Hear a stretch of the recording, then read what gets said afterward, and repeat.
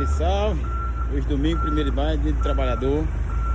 Mas, felizmente, né, nós temos que atender um cliente hoje, por causa de necessidades.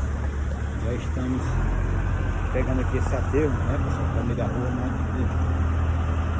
liberar a rua e vamos seguir aqui hoje. Tudo que eu digo, fazendo o nosso melhor para contribuir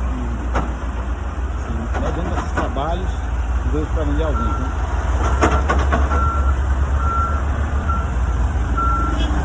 Pessoal, infelizmente a gente bota os fones, eles não atendem, e aí prefere correr risco de arrumar um problema, seja para eles ou para a gente, né?